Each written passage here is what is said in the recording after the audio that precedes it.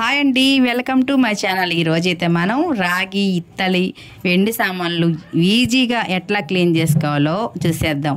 చూడండి, ఈ చెమ్మనైతే రాగి చెమ్మని మేము అసలు దేవుడి సామాన్ల దగ్గర మామూలుగా మనం డైలీ యూజ్ చేసేది కాదండి. ఇది ఇప్పుడు కార్తీక మాసంలో మనం శివాలయంకి ఎక్కువగా వెళ్తుంటాం కదా, అందుకని అప్పుడు ఎక్కువే వాడతాం. ఏ గుళ్ళకి వెళ్ళినా కూడా అట్లా తీసుకెళ్ళడానికి వాడతాం అనమాట. అది చూడండి, ఒక చాలా రోజులు అయిపోయిన తోమి ఒక అటు ఇటు ఒక సంవత్సరం దాకా అవుతుంది. దాని అయితే అట్లాగే పైన పెట్టేసాం, తీసాం. ఇప్పుడు చూడండి ఎంత నల్లగా ఉందో. దానికైతే వీజీగా అండి, చాలా వీజీ.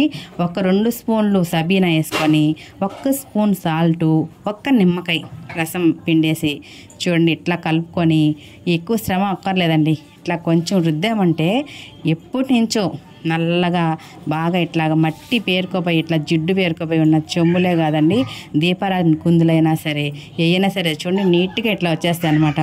మనం ఇట్లా తోమి నీట్గా తుడిచిపెట్టుకుంటే చాలా రోజుల వరకు నల్లబడే అవకాశమే లేదండి. కావాలంటే మీరు ట్రై చేయండి.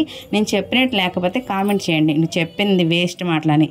చూసి ట్రై చేసి వీజీగా అయిపోయేది మీరు కూడా తప్పకుండా ట్రై చేసేయండి. నేనైతే ఎప్పుడు ఇట్లాగే చేసుకుంటానండి, చాలా వీజీగా అయిపోద్ది. పొద్దున్నే జాబులకి వెళ్ళేవాళ్ళు ఎక్కువగా టెన్షన్గా మనకైతే పూజలు చేసుకునేటప్పుడు దేవుడి సామాను ఇట్లా తెల్లగా తోమడానికి చాలా టైం పడుతుంది కదా, ఇలా ఈజీగా ట్రై చేయండి. త్వరగా మీరైతే పనులు పూర్తి చేసుకోవచ్చు. తలతలని ఎట్లా మెరిసిపోతున్నారు రాజ్యము, మీరు కూడా తప్పకుండా ట్రై చేసి ఎట్లా ఉందో నాకు కామెంట్ చేయండి. చూస్తారు కదా, మీరైతే మా ఛానల్ని లైక్ చేసి షేర్ చేసి అట్లనే సబ్స్క్రైబ్ చేసుకోండి.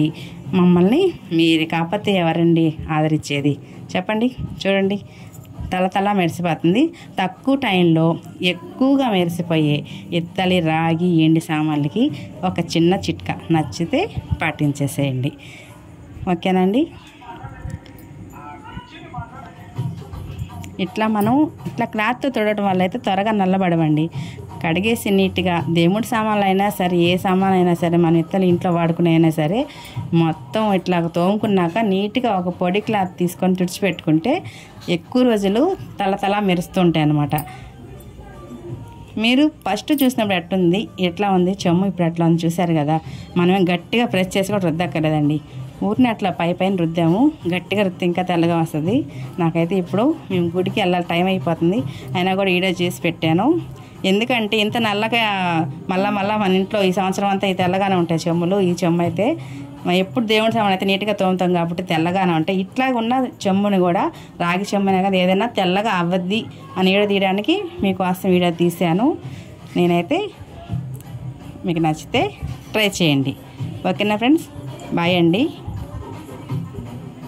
Thank you for watching.